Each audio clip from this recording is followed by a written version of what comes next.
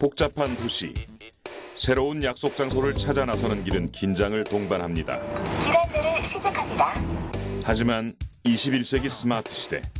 그런 걱정은 더 이상 현대인의 몫이 아니죠. 차량 필수품인 내비게이션의 목적지를 입력하면 즉시 소통이 원활한 길로 우리를 안내합니다. 덕분에 약속 시간에 늦을 일도 없습니다. 가까운 주차장의 위치를 찾아 헤맬 일도 없죠. 스마트폰을 이용하면 우리가 현재 서 있는 거리에 위치한 각종 상점들의 정보까지 한눈에 살펴볼 수 있습니다. 이 모든 것을 가능하게 해주는 것은 바로 위성 항법 장치인 GPS. 인류 역사상 최대의 혁신. 인류가 하늘로 쏘아 올린 나침반. GPS의 세계로 지금부터 안내를 시작합니다.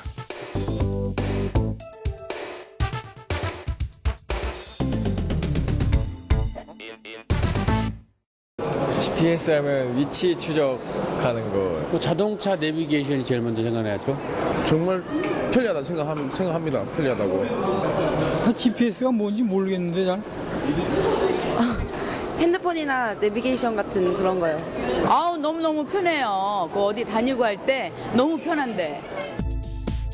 생활의 편리함을 가져다준 GPS. 그런데 GPS에 대해 얼마나 알고 계십니까?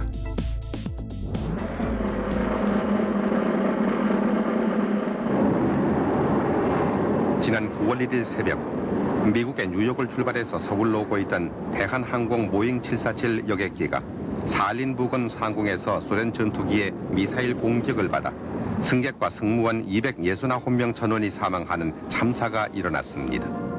1983년 9월 1일 소련. 세계를 경악시킨 사건이 발생했습니다. 바로 사상 초유의 민간 항공기 미사일 피격. 항로를 잘못 잡아 소련 영공에서 전투기에 의해 피격된 민항기는 칼 007기. 우리나라의 대한항공 여객기였습니다. 비행기는 사할린 모네론 섬 인근 바다로 추락했고 승무원과 승객 269명은 전원 사망했습니다. 소련의 만행을 규탄하는 시위는 온 세계에 파급되었습니다. 세계 각국에 살고 있는 우리 교민과 평화를 애호하는 전 자유세계 국민들은 소련 대사관 앞에 몰려가 그들의 살인 만행을 성토하고 진상규명을 촉구하는 시위를 벌였습니다. 사건이 일어난 당시는 소련과 미국이 대결 구도를 벌이던 냉전시대. 소련은 적기로 오인해 격추했다고 변명했지만 이미 그들은 칼 007기가 민항기였다는 사실을 알고 있었습니다. 그리하여 전 세계가 소련의 야만적 행위를 규탄하던 그때 미국의 레이건 대통령은 군사용으로 구축 중이던 GPS 완성 시 민간인 무료 사용을 허용했습니다. 그리고 마침내 1993년, 1973년부터 20년간 미 국방성이 개발한 24개의 위성군이 완성된 후 초기 가동되면서 서비스가 시작됐습니다. 가슴 아픈 사연이지만 우리나라의 대한항공 여객기 피격이 오늘날 최고의 혁신 기술로 손꼽히는 GPS의 민간 상용 시발점이 된 것입니다. 그 사건을 분석한 결과 현존하는 그런 그 관성항법 장치의 오차가 시간에 따라서 너무 증가를 빨리 하기 때문에 그럴 수 있다라는 그런 사고 조사가 나왔기 때문에 그런 부분에 대해서 그 당시에 미 대통령이었던 레이건 대통령이 군부에 지시를 합니다. 이게 한국인만의 일이 아니고 미국인의 일이 될 수 있다라는 판단하에서 GPS라는 게 극비리의 군용 목적에서 민간 목적으로도 개방이 되기 시작합니다. 그렇다면 GPS는 어떻게 운영되고 그 원리는 무엇일까요? GPS는 위성 부문, 지상 관제 부문, 사용자 부문으로 구성되는데 위성 부문은 GPS 위성을, 지상 관제 부분은 지상에 위치한 제어국을, 사용자 부문은 GPS 수신기를 말합니다. GPS 수신기는 4개 또는 그 이상의 GPS 위성을 통해 지구상의 어느 위치에 있건 실시간으로 끊임없이 위치 정보를 제공받게 해줍니다. GPS는 군사적인 목적으로 개발이 됐습니다. 그 냉전 시대에 이제 미국과 소련이 군비 경쟁을 했는데 그때 이제 핵미사일을 개발을 하게 됐고 핵미사일이 잠수함이나 아니면 이동 거치대 같은데 이동 발사대에 실려서 이제 돌아다니게 된 거죠. 그래서 핵미사일을 가지고 적국을 그 당시 소련이었죠. 소련을 제압할 수 있어야 되는데 서로 미사일이 있는 위치를 알게 되면 거기를 먼저 타격하면 이기지 않습니까? 그러니까 이 미사일이 옮겨 다녀야 됐던 거죠. GPS는 미 국방부에서 폭격의 정확성을 높이기 위해 군사용으로 개발한 시스템입니다. 미국은 폭탄의 정확성을 높이기 위해 레이저 유도 폭탄을 개발했지만 이 역시 파일럿의 시각과 지형, 날씨에 영향을 받을 수밖에 없었습니다. 결국 외부 조건에 영향을 받지 않는 폭탄의 필요성을 느끼게 된 미국은 GPS 시스템 개발에 착수했고 이를 이용한 유도 폭탄이 개발됐습니다. GPS 유도 폭탄의 위력은 이라크 전쟁과 아프가니스탄 전쟁에서 증명됐죠. 그리고 2000년 미국이 GPS 정밀도를 제한하기 위해 도입했던 고의적 오차 발생, 즉 SA를 클린턴 대통령이 해제하면서 수십 미터의 오차가 나던 민간 위치 정보의 정밀도가 향상되었습니다. 이는 자동차 내비게이션과 같은 민간 항법 장치의 발달이 본격화되는 중요한 계기가 됐죠. 이미 우리 생활 곳곳에서 새로운 변화를 일으키고 있는 GPS.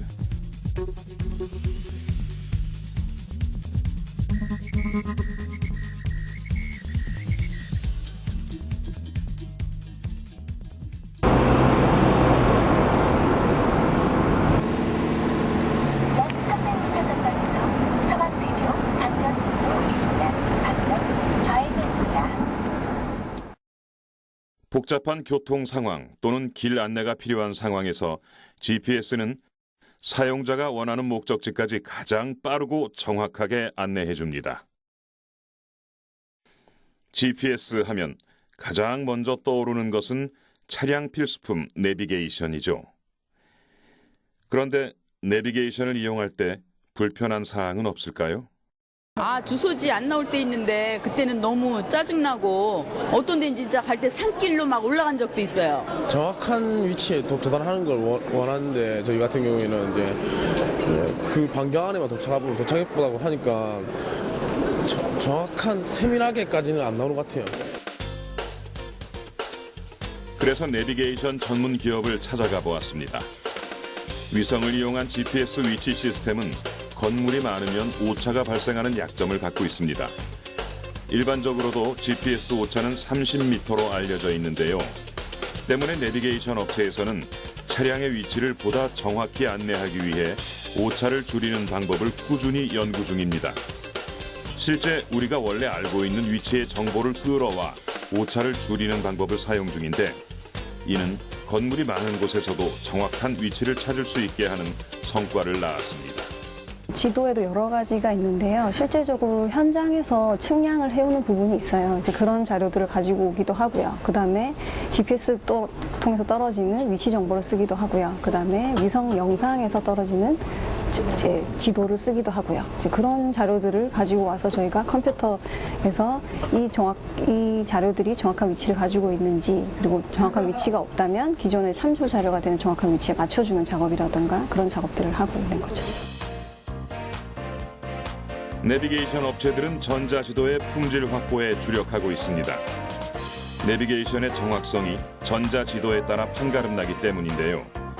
급변하는 국내 도로 상황을 신속 정확히 반영하기 위해 주기적인 현장 조사를 통한 업데이트를 실시하고 있습니다. 이렇게 카메라로 이동 경로를 촬영한 후 모니터링 노트북으로 실시간 체크를 하는 겁니다. 뿐만 아닙니다. 전자지도 업데이트를 위해서 최신 장비도 활용되는데요. 경기행기 중앙에 카메라를 설치해 항공 촬영도 진행하고요. 자동차 위에 360도 화각을 만들어낼 수 있는 특수 제작 카메라를 설치해 변한 도로 상황을 꼼꼼히 체크합니다. 또 이렇게 직접 발품도 파는데요. 10자국마다 사진을 찍어 업데이트를 합니다. 세그웨이를 활용해 좁은 골목길까지도 구석구석 촬영하죠. 이제 남은 건 이렇게 다양한 방법으로 촬영된 사진과 GPS 측량 데이터를 결합시켜서 우리가 알고 있는 지도를 본격적으로 만드는 작업입니다. 먼저 3D, 3차원 입체 영상을 구현해주는 안경을 착용하는데요. 이는 지형 지물이 실제와 똑같이 입체적으로 보이는 시각 효과를 줍니다. 그리고 지형 지물, 가옥 등의 테두리를 그려나가게 되는 거죠. 이후 항공사진을 뒤로 빼면 실제 모양을 그대로 그린 지도만 남게 됩니다. 이렇게 내비게이션용 전자지도는 변한 도로 상황을 반영하는 현장 조사 작업과 GPS 측량 데이터를 결합시켜 최종 완성됩니다.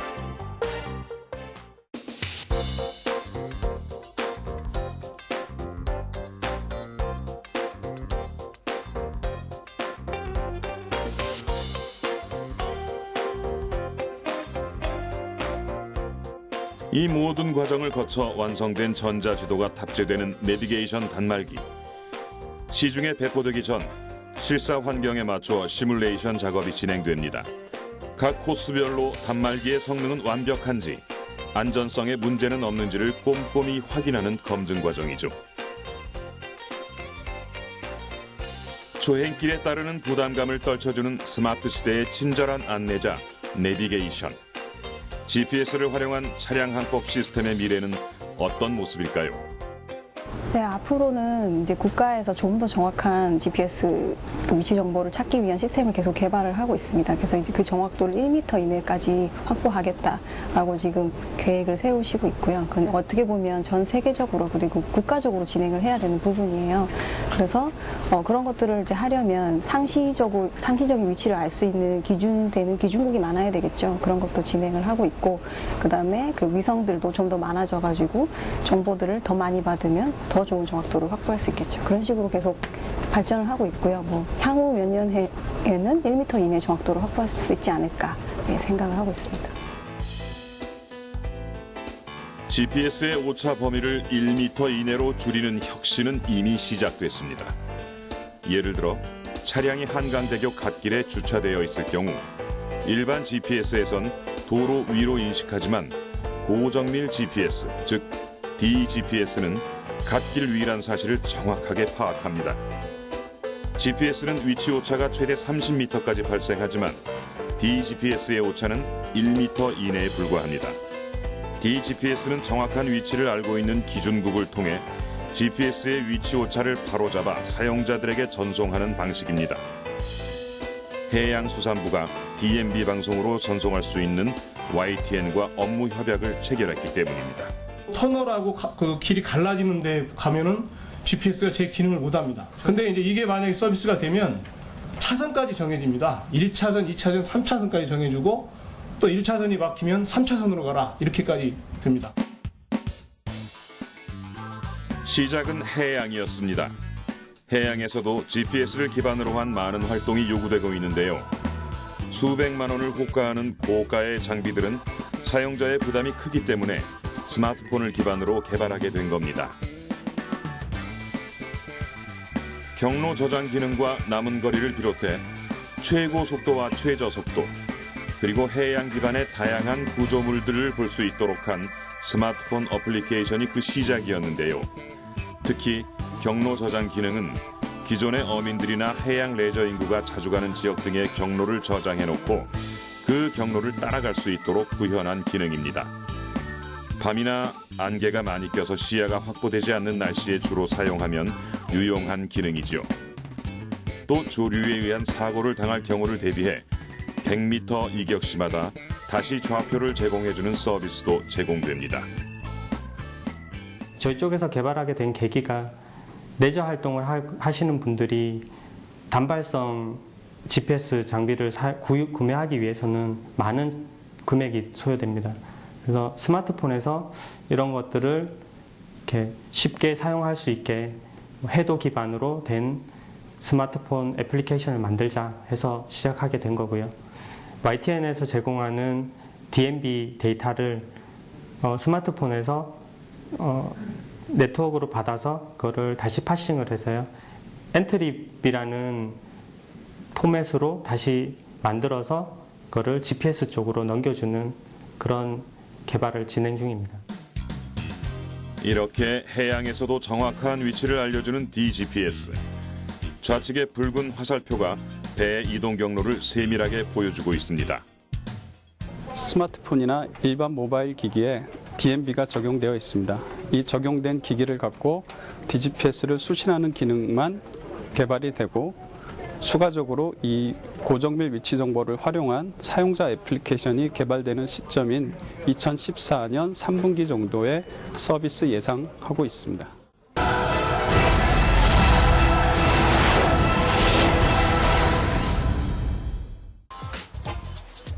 우리 생활 전반에서 상상 이상의 편리함을 안겨준 GPS. 이제 GPS는 차량용 내비게이션이라는 공식이 깨지고 있습니다. 기술의 발달로 GPS의 활용 범위가 나날이 넓어지고 있기 때문이죠. 특히 사람과 사람을 이어주는 친구 찾기 어플리케이션의 활용도 GPS가 있었기에 가능한 현실이 됐습니다. 자, 그럼 이제 친구를 만나러 가볼까요?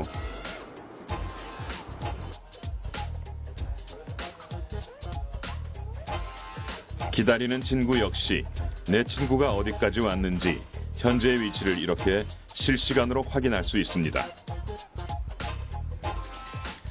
드디어 만난 친구들, 이렇게 스마트폰으로 서로의 위치를 확인할 수 있습니다. 뇌혈관 질환으로 10년 동안 치매를 앓아온 김규홍 할아버지.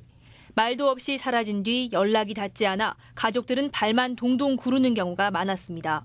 하지만 GPS를 이용한 위치 확인 기계로 이런 걱정을 덜게 됐습니다. 집도 못 찾아오시면 온 식구들이 이제 찾아 나서고 막 경찰서에도 막 신고도 하고 그런 적 여러 번 있었어요. 핸드폰으로 또 위치가 어디 있는지 알게 되고 그러니까 마음이 많이 놓이네요.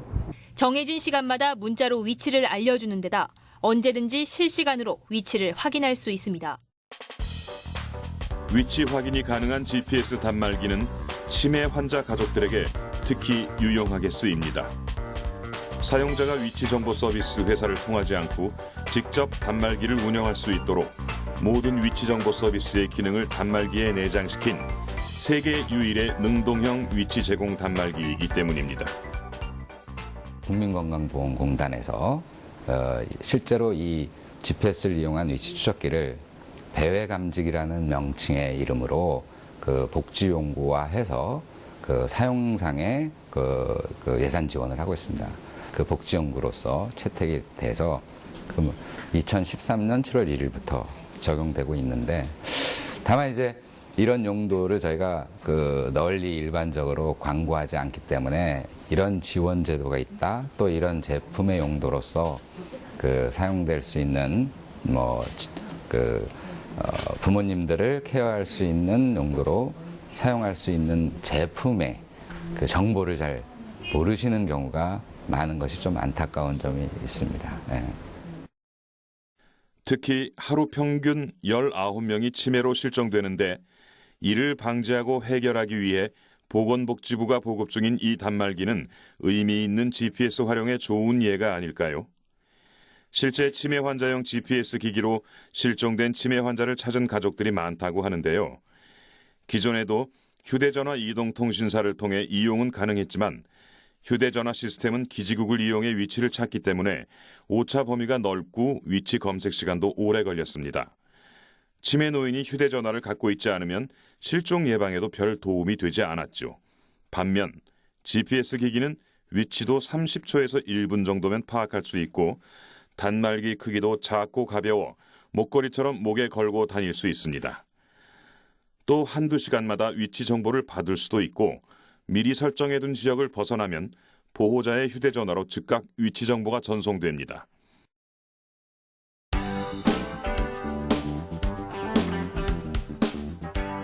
GPS는 일상생활 속 윤택함도 더합니다. 약 1,000만 명으로 추정되는 국내 등산 인구. 여기 등산객들의 묘한 승부욕을 자극하는 앱과 웹을 넘나드는 아웃도어용 GPS가 있습니다. 이름하여 트랭글 GPS. 국내 주요 산의 등산 경로를 음성과 지도로 안내해주는 것은 물론 자신이 다녀온 경로를 나만의 등산로로 저장해 다른 회원들과 공유할 수도 있습니다. 특히 GPS를 기반으로 등산로, 약수터, 명소, 현재 위치, 방위, 고도를 확인할 수 있는 것은 기본이고요. 초행길이라면 타인이 올려놓은 등산로를 지도에 띄운 채 자신의 위치를 확인하면서 그대로 따라가기만 하면 됩니다. 차량용 내비게이션처럼 산에서도 GPS로 자신의 현재 위치를 비교적 정확하게 확인할 수 있기 때문에 지도상의 트랙만 따라가면 길을 잃을 걱정은 하지 않아도 되는 것이죠. 산에 올라가서 내가 얼마만큼 걸을 수 있었고 또 도달 시간이 어느 정도고 그런 걸 알 수 있는 게 참 좋았던 것 같습니다. 그래서 다음에 등산을 하면은 좀 더 시간도 단축해야겠다 이런 생각도 들게 되었고요. 도전의식이 생기게 된 것 같습니다.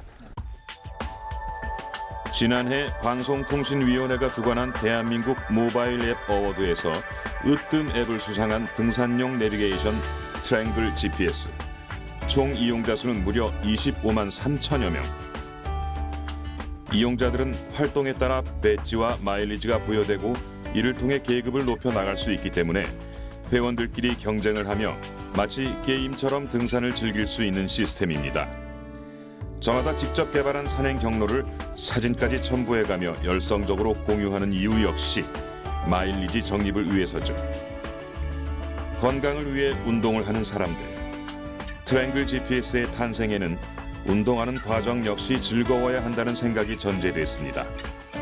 즐겁게 운동하고 운동한 결과에 따라 보상이 주어지고 더불어 운동하는 과정에서 발생된 정보를 타인과 나눌 수 있었으면 좋겠다는 생각. 바로 그 생각이 트랭글 GPS를 만들었습니다. 우리 회원들 중에 어떤 분은 산에 갔다가 내려오시면서 저걸 해놓으셨어요. 그러니까 500원짜리 동전 하나를 어떤 나무 밑에다가 이렇게 묻어두시고 그곳에 웨이포인트를 찍고 글을 쓰셨어요. 이 나무 밑에 500원짜리 동전을 넣어놨으니 제 트랙을 다운받으신 분이 이 포인트를 보셨다면 여기서 500원짜리 가지고 내려가서 커피 한잔 하세요라고 메모를 남겨놓으셨어요. 그리고서 트랙을 저희 서버에 업로드를 하셨는데 어떤 분이 그 트랙을 받아가지고 살펴보니까 내가 여기다가 나무 밑에 동전을 숨겨놨다는 메모를 보고 거기서 500원짜리 가지고 커피를 사 먹었다고 정말 감사하다고 내가 커피 잘 먹었다라고 이렇게 우리 활동기록 게시판에다 글을 올리셨더라고요. 그래서 커피 이렇게 종이컵 사진 한 장 찍으셔가지고 그런 어떤 소소한 재미, 회원들 간에 뭔가 공유할 수 있는 그런 재미 같은 것들도 GPS 기반으로 우리 트랭글 GPS가 가지고 있는 장점이라고 할 수가 있겠습니다. 건강을 지키는 최고의 방법, 바로 걷기입니다. 그런데 우리가 걸은 거리만큼 현금이 적립돼 기부를 할 수도 있다는 사실을 아시나요? 걷기 운동과 기부를 결합한 어플리케이션 얘긴데요. 이 어플리케이션 빅워크의 핵심 역시 GPS입니다. 걸어다닐 때 해당 앱을 켜두면 GPS로 걸은 거리를 측정해 10m에 1원씩 적립됩니다. 모인 적립금은 질병이나 장애가 있어 걷지 못하는 아이들의 수술비로 쓰이죠. 일상생활 속에서 걷기만 하면 GPS를 통해 거리를 측정한 뒤 기부금을 만들어주는 신기한 서비스. 좋은 취지의 어플리케이션답게 다운로드 수는 20만 건을 넘었고 매일 10,000명 이상의 사용자들이 참여하고 있습니다. 덕분에 지난 4월부터 40명의 아이들에게 약 3억 5천만 원의 기부금을 전달했다고 합니다. 걷기의 힘이 이렇게 큰 줄 모르셨죠?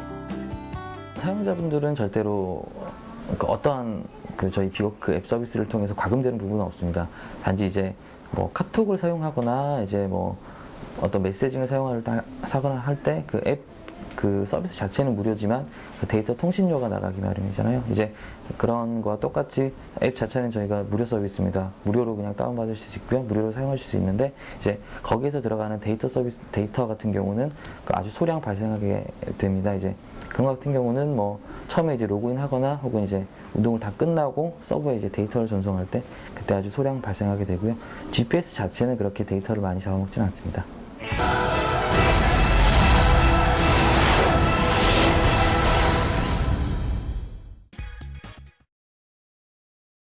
불법 포획돼 돌고래쇼에 동원됐다가 4년 만에 고향인 제주 앞바다로 돌아간 남방 큰 돌고래 제돌이. 다시 자연으로 돌아간 제돌이의 몸에는 GPS가 장착돼 있습니다. 덕분에 녀석의 움직임과 이동 거리 등 생태를 추적할 수 있죠. 전부터 야생동물을 방사할 때 연구를 위한 GPS 장치를 부착하는 일은 빈번하게 있어 왔는데요. 최근 철새들의 이동 경로에 대한 비밀을 밝혀줄 위치 추적 장치가 개발됐습니다. 국내 연구진이 상용 이동통신망과 국제 데이터 로밍 시스템을 이용해 세계 어느 곳에서나 야생동물의 위치를 추적할 수 있는 추적기를 개발한 것이죠. 아직도 많이 남아있어. 근데 다시 갔다 오기는 이제 불가능하고 이번 겨울까지 지내면 거의 이제 수명 다 하겠지.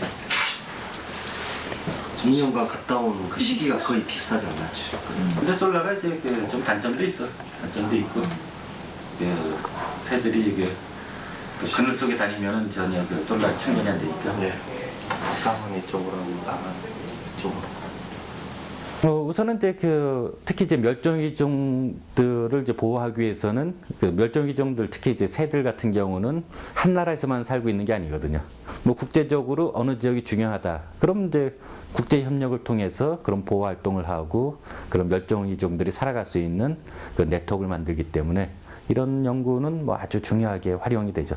그래서 지금까지는 뭐 철새들의 하고 AI 조류 인플루엔자 바이러스가 같이 온다는 건 알려져 있지만은 어느 지역에서 오는 줄 몰랐잖아요. 근데 이 장비를 달게 되면은 실시간으로 AI 전파 경로들을 확인할 수 있으니까 우리나라 이제 방역에도 아주 중요한 역할을 하게 되죠. 연구팀은 지난 1월 8일 문화재청의 허가하에 경남 고성에서 야생 독수리를 생포한 뒤 추적기를 부착해 그 성능을 시험해봤습니다. 그 결과 야생동물의 추적기를 부착하면 1년 이상 추적이 가능하다는 사실을 확인할 수 있었습니다. 한국을 넘어서 북한, 중국, 몽골 등 다양한 지역으로 이동한 독수리의 정확한 위치 정보를 수신할 수 있었기 때문인데요. 야생동물에 대한 위치 추적 시스템의 세계 시장 규모는 약 1,000억 원 규모. 국내 시장은 50억 원의 소규모지만 이번 시스템의 개발로 수입 대체 효과는 물론 수출에도 크게 기여할 것으로 예상하고 있습니다. 네, 이거는 뭐 지금까지 전체 이동 경로를 보여주고 있어요. 그래서 2012년 3월 달에 이제 경기도 파주 임진강 하구에서 이제 다른 것이 이제 북한 거쳐서 이제 중국 거쳐서 이제 몽골까지 갔고요. 그러니까 2012년, 2013년 겨울에는 이제 울란바토르 동쪽 이 지역을 주로 이제 이용을 했었고요.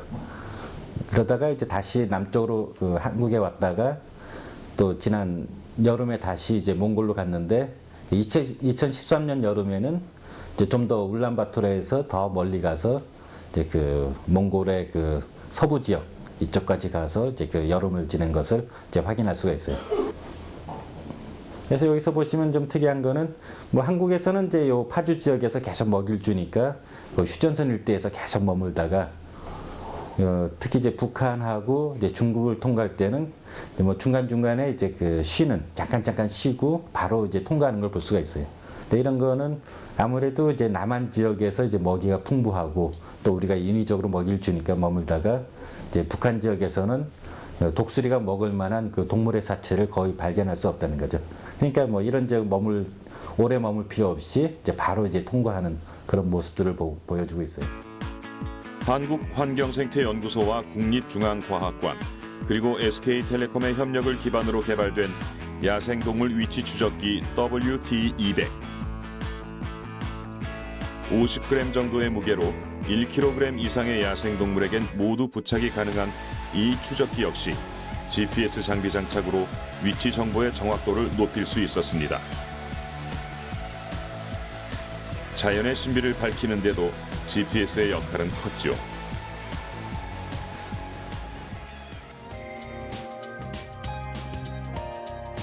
이외에도 GPS 활용은 상상 이상으로 무궁무진. 특히 일본은 지진 예측의 GPS를 적극 활용하고 있습니다. 전국적으로 수천 곳의 지진 발생 예상 지역에 GPS 수신기가 설치되어 있는데 이 GPS 수신기는 각 수신기 간의 망을 형성해 매우 정밀하게 지각의 움직임을 측정한 후 지진의 발생을 예측한다고 합니다. 또 골프를 칠 때 공에서 홀까지의 정확한 거리를 확인시켜주는 골프용 GPS 기기부터 또 영국에서 만들어진 GPS가 내장된 구두. 이 구두는 원하는 목적지를 입력한 뒤 구두의 뒤꿈치를 차면 뒤축에 내장된 GPS가 작동하기 시작하고 이후 원형의 LED 조명을 통해 사용자에게 어느 방향으로 가야 할지를 알려준다고 하네요.